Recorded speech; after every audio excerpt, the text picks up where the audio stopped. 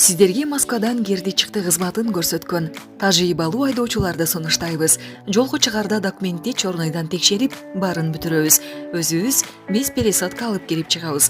Толук маалыматты төмөнкү номерлер аркылуу Бакыт мырзадан алсаңыздар болот.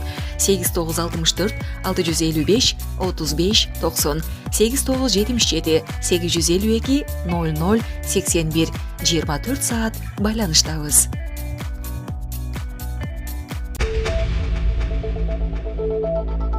Адамдар терезеден ыргып, Бишкекте катуу жол кырсыгы катталды. Бүгүн 22 майда Бишкектеги Жалкичи районунда катуу жол кырсыгы катталды. Анда Тыналиев жана Масалиев көчөлөрүнүн кесилишинен маршруттук такси менен Hyundai Sonata үлгүсүндөгү унаа сүзүшкөн. Кырсыктын кесепетинен маршруттук таксинин терезесинен 2 адам ыргып кеткен. Аларды тез жардам кызматы алып кетти. Учурда жеринде милициянын кайгыл кызматы иш алып барууда. Булак Супер Кежи. Аскар Акаев 3 жерде лекция окууну пландаган. Министр бардыгын жокко чыгарды. Экс-президент Аскар Акаевдин пландаган лекцияларынын бардыгы жокко чыгарылды. Бул тууралуу Жогорку Кеңештин социалдык саясат боюнча комитетинин жыйынында билим берүү министри Каныбек Иманалиев айтты. Азыр мага айтышты 3 жерде так эмес белгиленген экен. Үчөө тең болбойт. Илимдер академиясында дагы, техникалык университетте дагы, улуттук университетте дагы үчөө тең биз менен макулдашылган эмес. 26 жана 29-на белгиленген экен. Үчөө тең болбойт. Чечим чыгарттык, деди Иманалиев. 19 майда экс-президент Аскар Акаев жубайы Майрам экөө Казакстан аркылуу Кыргызстанга киргени маалымдалган. Кийинчерээк анын тарапташтары Акаев Кыргызстандагы университеттерде лекция окуй тургандыгын билдиришкен. Бул маалымат коомчулукта кызуу талкууга алынып, депутаттар Исхак Разаков атындагы Кыргыз мамлекеттик техникалык университетинин ректору Мирлан Чыныбаевка чара көрүү керектигин айтты. Булак Супер Кежи. Кыргызстан менен Кытай 1 миллиард долларлык келишимдерге кол койду.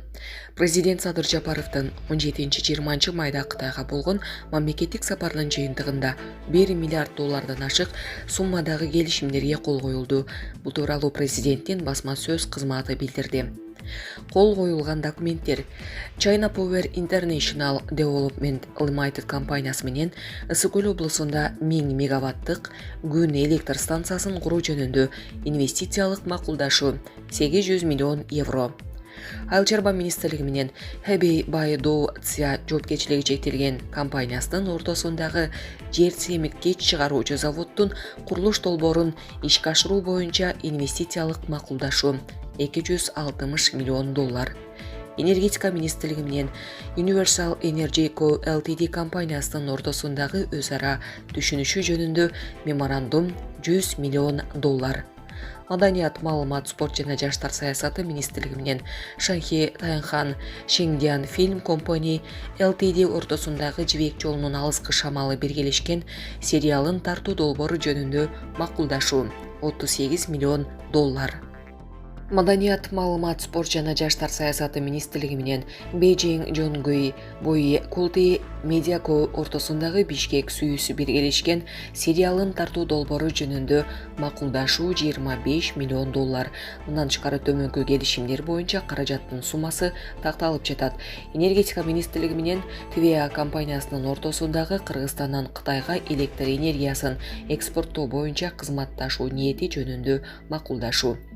Энергетика министрлиги менен China Energy International Group Co Ltd жана China Gejoba Group International Energy Co Ltd компанияларынын ортосундагы өз ара түшүнүшүү жөнүндө меморандум.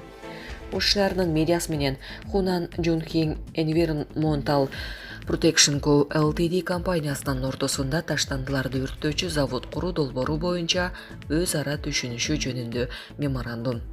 ТНК Шумкар ААКсы менен Хан Чункао компаниясынын ортосунда Кыргызстанда Шахман сериясындагы оржук ташуучу жана атайын багыттагы автоунааларды өндүрүү боюнча чогултуучу завод түзүү боюнча макулдашуу. Булак Назар Ньюс Кежи. Карыз көйгөйү. АКШнын финансы министри өлкө июндун ортосуна жетпей каларын айтты.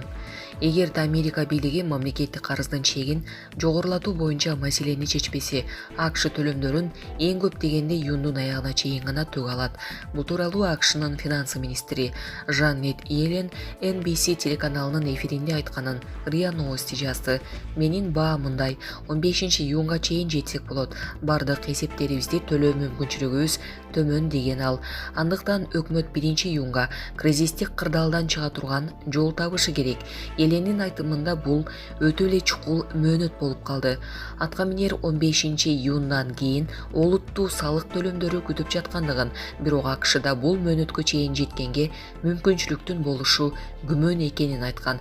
Эскерте кетсек, АКШнын финансы министри Конгресске январь айында мамлекеттик карыздын чегинин 31,381 триллион долларга жеткенине байланыштуу өзгөчө чаралардын башталышы жөнүндө коңгуроо каккан. Ак үй Конгресстен чекти өйдөлөтүүнү талап кылууда. Ал эми республикачылардын оппозициясы көзөмөлдөгөн эл өкүлдөр палатасы бул кадамды бюджетти кыскартууга байлап жатат. Ал арада финансы министри Жанет Йеллен Конгресс карыз алуунун чегин кеңейтип бербесе, АКШ 1-июндан тарта мамлекеттик карызын толугу менен тейлөөгө алы келбей калышы мүмкүн экенин билдирген. Булак Спутник Кежи. Дарыгер: Байден президенттикке талапкерлигин коюуга жарабайт. АКШнын президенти Джо Байден өзүнүн когнитивдик өйгөйлөрү тууралуу дарыгерлер менен жана жакындары менен олуттуу сүйлөшүшү керек. Бул тууралуу Ак үйдүн мурдагы дарыгери, республикачыл конгрессмен Ронни Джексонго шилтеме берип РИА Новости жазды. Конгрессмендин айтымында Байден жана демократ эки сенатор 90 жаштагы Дайан Файнштейн жана инсульттан аман калган Джон Феттерман өлкөнү кыйынчылыкка кептеп койгону турат.